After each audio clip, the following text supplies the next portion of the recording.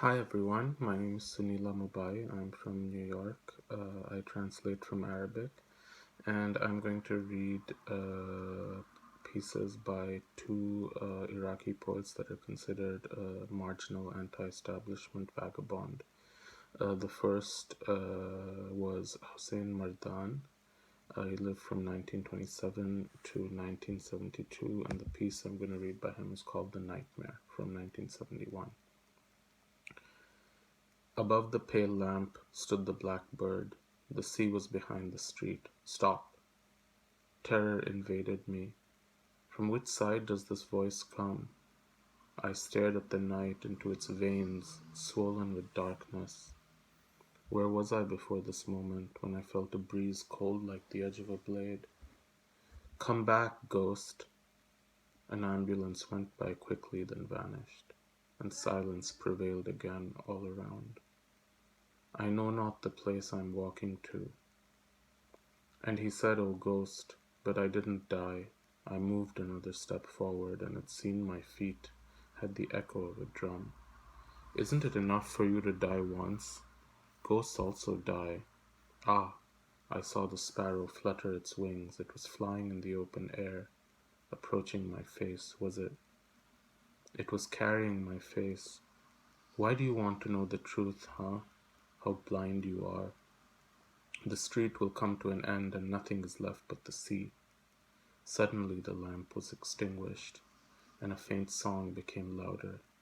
Water spoke to the poet, asking for him, wishing for his withered body, and I tottered.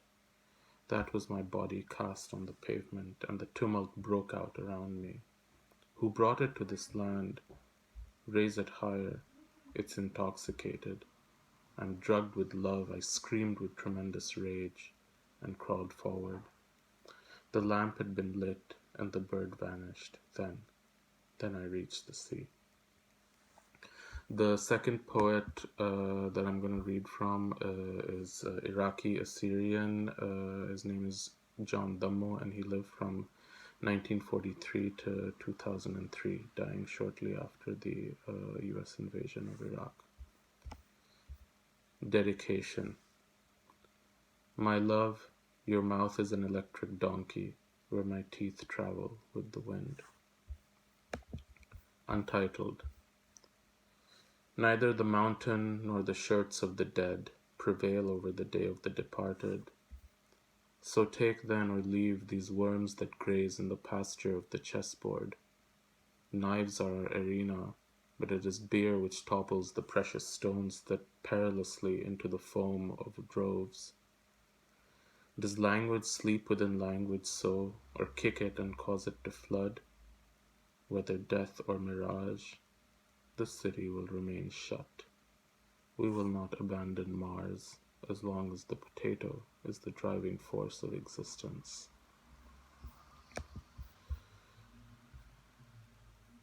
Two poems. 1. There is no need yet for hieroglyphics, as they concern emperors who have proliferated around us like the plague.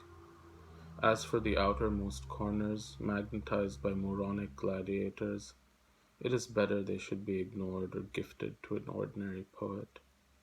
The ruins are for us, this is their beauty. As for the artificial paradises, let the thieves and the vile wallow in them. Crossing nothingness or being is just a mere occurrence. What is serious is the arrival to the self, to the fountainheads that Satan abandoned. Instead of old age, then descending toward the start, we were afflicted by endless beginnings. Endless are the bacteria of pain. Endless are the rituals of blankness. Endless are the horrors created by your blind fanaticism. There is no end, then, to what we now create, and what we design amounts to nothing. Like this, we receive the code through the roar of the ages. Here I am with an apple, and that suffices. 2. Will we ever know the covert player in this foul game? Death, life.